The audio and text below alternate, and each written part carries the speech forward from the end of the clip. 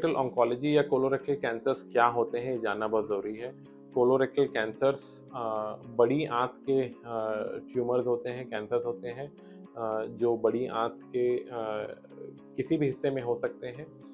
अक्सर इनके ट्रीटमेंट में, स्पेशली अगर ये रेक्टल एरिया में रहें, इसके ट्रीटमेंट में सर्जरी के पहले या सर्जरी के दौरान इसमें ज़रूरत पड़ती है स्टोमा बनाने की। स्टोमा क्या होता है? स्टोमा आंत का एक पोर्शन होता है जिसको पेट पे कई बार बनाना पड़ता है, क्योंकि जिससे टॉयलेट बाहर निकलती है और उसके लिए अलग अप्लायंस होते हैं जिसको स्टोमा बैग बोलते हैं।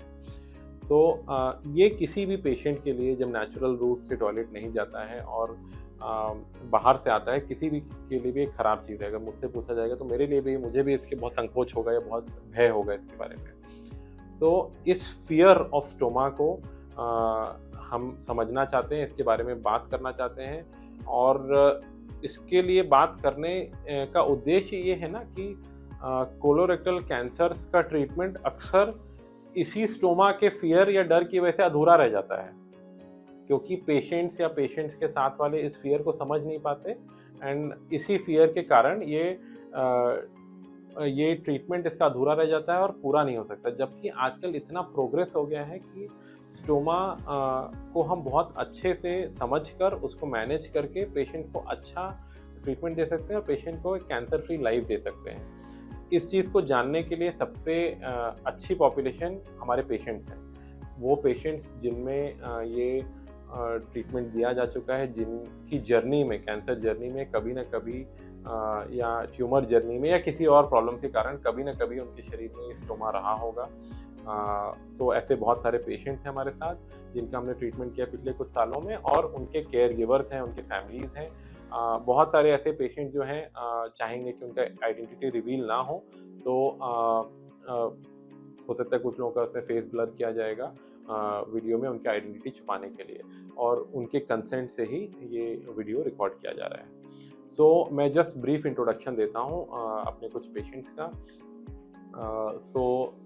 मेरे साथ हैं अली जी। असगर अली जी को रेक्टल कैंसर था। आपका घर कहाँ था सर? सतना, मध्य प्रदेश, सतना। एंड इनको रेक्टल कैंसर के लिए हमने इनका ट्रीटमेंट किया था। हमारे साथ हैं कृष्ण नारायण मिश्रा जी। सर आप कहाँ के रहने वाले हैं? बनारस के रहने वाले हैं सर। सर का भी रेक्टल कैंसर का ट्रीटमेंट किया था। बनारस के रहने वाले हैं और इनका ट्रीटमेंट किए हुए काफ़ी टाइम हो चुका है। इनके लिए भी स्टोमा इनकी जर्नी में यूज़ किया गया था। ठीक है। हर पेशेंट की अपनी एक कहानी है। हम सबसे उसके ब्रीफ में जानेंगे और फिर सबके इंडिविजुअल प्रॉब्लम्स को ब्रेक डाउन करेंगे, किसने क्या प्रॉब्लम फेस किया, किसके मन में क्या भय था और किसमें क्या चीज़ को हमने कैसे हर्डल को पास किया। सबके अपने मन में थोड़े थोड़े फियर्स होते हैं। ठीक है। तो अली असगर जी, आप हमारे पास कब आए थे अपना ट्रीटमेंट कराने के लिए? अच्छा, तो नवंबर में आए थे। उस समय जब रेक्टल कैंसर का डायग्नोसिस हुआ, रेडिएशन लगा था आपको? लगवा के आए थे। ओके। तो उसमें आपको क्या बोला गया था, क्या सर्जरी के बारे में बताया गया था? जो आप बता रहे हैं वही बताया। ठीक है।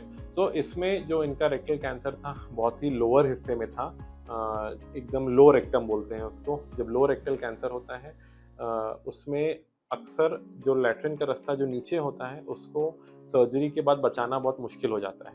बट आजकल साइंस इतनी एडवांस हो चुकी है, इतने टेक्नोलॉजिकल एडवांसमेंट्स आ चुके हैं कि हम एडवांस प्रोसीजर्स होते हैं जिसको बोलते हैं इंटरस्फिंक्टरिक रिसेक्शन, ISR।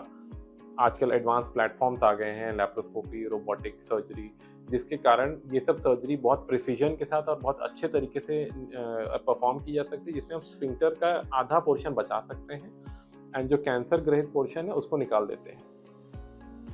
टेम्परेरी जब सर्जरी करते हैं तो नीचे जोड़ कर देते हैं, रास्ता बच जाता है और टेम्परेरी स्टोमा बनाया जाता है। आपका स्टोमा बनाया गया था सर्जरी के टाइम पे? लैट्रिन का रास्ता बनाया गया था। और कितने टाइम रहा था, कितने टाइम आपने स्टोमा रखा था? 3 महीने रखा था। ओके। उस समय जस्ट बताएं कि उस स्टोमा से आपको क्या प्रॉब्लम होती थी, या स्टोमा से क्या आप अपना नॉर्मल काम कर पाते थे, नहीं कर पाते थे? नॉर्मल काम सब कर लेते थे और हमें स्टोमा से कोई प्रॉब्लम नहीं थी, न कोई दर्द न कोई तकलीफ। ठीक है। क्या आप अपना नॉर्मल शर्ट पैंट पहन पाते थे? सेट पैंट नहीं पहन पाता। ओके। तो क्या आपको स्टोमा जो लगा था, स्टोमा बैग जब लगा था, तो क्या आप आना जाना आपका लगा रहता था? हाँ, आना जाना हम 10 किलोमीटर डेली पैदल घूमते थे सर। वेरी गुड, स्टोमा लगा के वेरी गुड। डेली। तो अगर मान लीजिए आपके अगल बगल कोई बैठा रहे तो उसको पता चलता था कि आपका स्टोमा लगा है, नहीं लगा है? किसी को नहीं लुंगी पता। लगाता था, सेट पहनते थे। जी, ऐसा है। Very good. तो आपका क्या एक्सपीरियंस है? ये इनके बेटे हैं जो इनका लगातार हेल्प करते हैं और सेवा करते हैं। मैं सर इनका ट्रीटमेंट नागपुर से चालू किया और नागपुर में मैंने रेडिएशन लिया, कीमो लिया। उसके बाद वहाँ मैंने सर्जरी भी प्लान की, मगर सर्जरी के लिए मेरे को थोड़ा ज़्यादा वहाँ रिस्क समझ में आ रहा था। तो मेरे जो डॉक्टर हैं जी, डॉक्टर इरफान जी जी, उन्होंने मुझे सजेस्ट किया कि आपके पास जाएं। जी, मैं आपके पास आया तो वहाँ नागपुर में मुझको इस बात का ज़्यादा वो था कि मतलब वहाँ डॉक्टर कह रहे थे कि मतलब नीचे का जो रिश्ता है परमानेंटली बंद हो जाएगा और परमानेंटली स्टोमा बन जाएगा। Okay. Life time, long time. उसके बाद आपके पास आया हूँ, आपने देखा है, ट्रीटमेंट किया है। आज ट्रीटमेंट कराए समथिंग नवंबर में मैंने कैंसर सर्जरी कराई। उसके 3 महीने 3.5 महीने बाद अप्रैल में स्टोमा क्लोजर का ऑपरेशन हो गया। अब बिल्कुल राइट है, थोड़ा बहुत दिक्कत है। ठीक, उस पर भी हम आएंगे अभी। तो जो इनकी जर्नी है, ये टिपिकल रेक्टल कैंसर की पेशेंट की जर्नी ऐसी ही होती है। रेक्टल कैंसर्स अक्सर लोकली एडवांस्ड स्टेज में पाए जाते हैं। स्टेज 3 में हमारे एरिया में, उसमें पहले कीमो रेडिएशन दिया जाता है अलग अलग कॉम्बिनेशंस में। बीमारी जब डाउन स्टेज होती है, छोटी होती है, उसके बाद उसका सर्जरी होता है। सर्जरी में कई बार स्टोमा बनाना पड़ता है। जैसा इन्होंने बताया कि अक्सर जब लो रेक्टल कैंसर होते हैं, उसमें 2 ऑप्शन रहते हैं, नीचे का रास्ता बचाने का या नहीं बचाने का। तो इनके में हम फॉर्चुनेट थे कि एडवांस ट्रीटमेंट्स यूज़ करके इसमें रास्ता बचा पाए और फिर हमने इनका स्टोमा बनाया था। स्टोमा का मैनेजमेंट के बारे में इन्होंने बताया था। ये एक अच्छी लाइफस्टाइल पेशेंट जी सकता है, अपना सारा काम कर सकता है, सोशलाइज कर सकता है, और फिर सर्जरी करके हमने उस स्टोमा को अंदर कर दिया, छोटा सर्जरी करके। नेक्स्ट हम आते हैं कृष्ण नारायण मिश्रा जी के पास। ये भी हमारे एक ऐसे ही पेशेंट हैं रेक्टल कैंसर के। सर, आप अपना एक्सपीरियंस बताइए, अपने कंफर्टेबल तरीके से कि और मेनली फोकस करिएगा स्टोमा के एक्सपीरियंस के ऊपर। कैसा आपका स्टोमा का एक्सपीरियंस रहा है आपका? सो हम जस्ट बता दें, कृष्ण नारायण मिश्रा जी की स्टोमा की सर्जरी हमने रिसेंटली की है। तो इनके तुलना में, अली असगर जी की तुलना में, इनका सर्जरी बहुत रिसेंट हुआ है और ये अभी भी हॉस्पिटल में एडमिट थे। तो इनका जो स्टोमा का एक्सपीरियंस है, बहुत ही फ्रेश एक्सपीरियंस है। तो हम जस्ट जानना चाहते हैं सर, स्टोमा का एक्सपीरियंस आपका कैसा रहा है? ठीक रहा। आप घर पे कंफर्टेबली सब रह सकते थे? आना जाना लगा रहता था आपका? उसमें कोई प्रॉब्लम? दूरी नहीं, नजदीक में आना जाना रहा। दिनचर्या में लोगों से मिलने जुलने में ऐसा कोई प्रॉब्लम? मिलते रहे। गुड। तो सर बड़े ही जिंदा दिल आदमी है, बहुत ही कॉन्फिडेंट पर्सनैलिटी, एंड इनका ट्रीटमेंट थोड़ा कॉम्प्लिकेटेड था। इनका रेडिएशन के टाइम पे काफ़ी साइड इफ़ेक्ट्स हो गए थे, बट उससे पहले जूझ कर बाहर आए। फिर उसके बाद हमने इनका सर्जरी किया। सर्जरी में कुछ प्रॉब्लम्स थे, बट सर का रेजिलियंस इतना अच्छा था, मोटिवेशन इतना अच्छा था कि इनके केस में भी हमने इंटरस्फिंक्टर रिसेक्शन किया, जो कि एडवांस प्रोसीजर होता है स्फिंक्टर बचाने का, एंड अब जाके हमने इनका स्टोमा बंद किया है। तो इनकी जर्नी भी लगभग 5-6-7 महीने की तो हो गई है अभी तक, but he is otherwise a very comfortable right now. He is recovered well. Hopefully कल ये घर जाएंगे एंड आगे की अपने लाइफस्टाइल को कंटिन्यू करेंगे। Now we will shift to our third patient. आपका हमने ट्रीटमेंट कब किया था? सर हमारा 2021 में हुआ था। अच्छा, सो आपका जून 2021 में डायग्नोसिस उसी साल के स्टार्टिंग में हुआ रहेगा? जी, अच्छा, सो उस समय जब आपका ट्रीटमेंट हुआ था, आपके मन में क्या डाउट्स थे, क्या प्रॉब्लम थे? आपका एज कितना है, तो बताएं। इसमें 33 हमारा है। All right. 30 के आसपास। All right. क्या आप मैरिड थे जी मैरिड था। जब डायग्नोसिस के टाइम पे? तो आपकी फैमिली ने कैसे सपोर्ट किया इस चीज़ का? हमारी मैडम ने खासकर बहुत सपोर्ट किया है। ओके, कैंसर कंडीशन में बढ़ना होगा। ठीक है। तो ये जानना बहुत ज़रूरी है, एक यंग पेशेंट्स में जब ये कैंसर होता है तो उनके फैमिली सपोर्ट का बहुत बहुत ज़्यादा रोल रहता है। जितना अच्छा फैमिली सपोर्ट उनको मिलता है, जितना अच्छा इमोशनल सपोर्ट मिलता है, उतना ही अच्छा रिकवरी होता है। तो फिर उसके बाद आपका स्टोमा बनाया गया था? जी हमारा स्टोमा बना था, मतलब 1 महीने रहा। अच्छा, फिर स्टोमा को हमने आपके केस में पहले बंद कर दिया था? जी जी। लगवाना था। कीमो लगवाना था जी। फिर उसके बाद से अब कितना टाइम हो गया स्टोमा बंद किए हुए और ट्रीटमेंट ख़त्म किए? हमारा लगभग 4 साल हो गए। 4 साल हो गया है। आप अपना नॉर्मल लाइफ कंटिन्यू कर रहे हैं? आप क्या, अच्छा प्रोफेशन क्या है आपका? टीचर है। अच्छा, किनको पढ़ाते हैं आप? जूनियर के बच्चों को पढ़ाते ओके।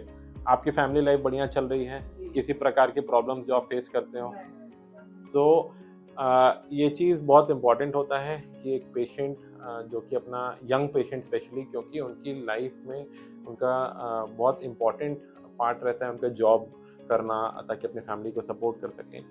तो पेशेंट को ऐसे कंडीशन में वापस भेजना ताकि वो अपनी सारा वोकेशनल रिहैबिलिटेशन बोलते हैं इसको, जब कर सके तो वो बहुत इंपॉर्टेंट पार्ट हो जाता है हमारे कैंसर ट्रीटमेंट का। तो this is a living example, a successful example of one such patient जिनको हमने ट्रीट किया था, and he is completely fit, fine and back to his work in a very healthy way. And then इनको अभी stoma है, ठीक है, stoma है सर का, और हम सर के साथ प्लानिंग कर रहे हैं स्टोमा बंद करने का, ठीक है। तो सर को हम इन्हीं के बारे में कुछ आज हम डिस्कशन कर रहे थे, बहुत सारी चीज़ों। आपके अंदर क्या भय है सर स्टोमा को लेकर? अभी क्या प्रॉब्लम्स है बताएं सर। इस समय तो कोई दिक्कत नहीं है। स्टोमा से तमाम जो समस्याएं समझ में आती थी पहले। आपके अंदर पहले बहुत भय था ना स्टोमा को लेकर, बहुत लंबा डिस्कशन करते थे हम। लगने के बाद सब भय दूर हो गया है। क्या भय था सर आपके अंदर, ये बताएं। कि कैसे उसकी देखभाल करेंगे, कैसे कैसे लोग मेरे साथ बिहेव करेंगे, करेक्ट। ये सब समस्याएं। तो क्योंकि जितना मुझे याद है जब हम इनके ट्रीटमेंट के इनको कन्विंस कर रहे थे तो हमें इनको स्टोमा के लिए बहुत कन्विंस करना पड़ा था एंड बट एक बहुत ज़रूरी बात होता है, ये सब ट्रीटमेंट जल्दीबाजी में नहीं लेने का डिसीजन। पेशेंट और पेशेंट के जो साथी हैं, जो केयर गिवर हैं, बेटा बेटी, वाइफ, हस्बैंड, उनको कॉन्फिडेंस में लेना कि नहीं ये किया जा सकता है एंड कैसे किया जा सकता है, उस जर्नी में उनको फैसिलिटेट करना।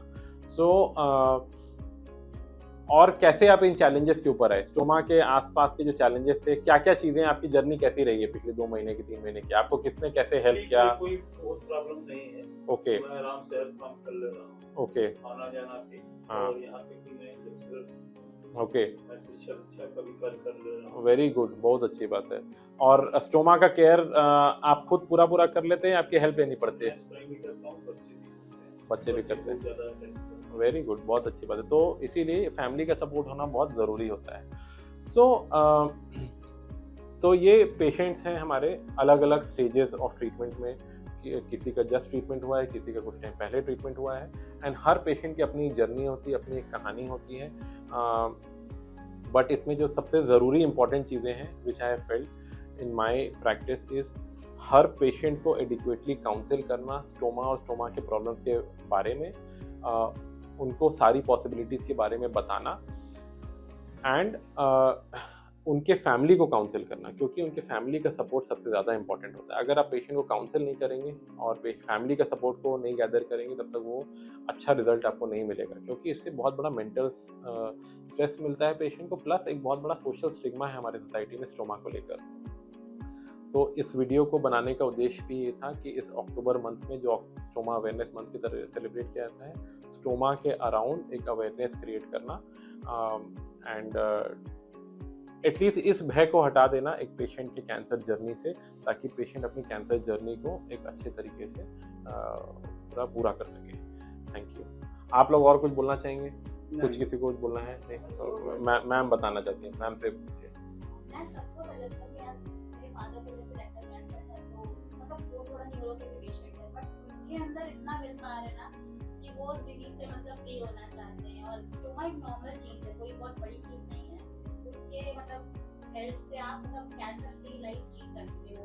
तो मतलब अगर आपको रेक्टल कैंसर किसी को भी सोसाइटी में हो तो प्लीज मतलब आप लोग उसके लिए मतलब मेंटली प्रिपेयर हो कि स्टोमा कोई बहुत बड़ी चीज नहीं है, आप उसके साथ भी एक नॉर्मल लाइफ सर्वाइव कर सकते हो। ठीक है, थैंक यू।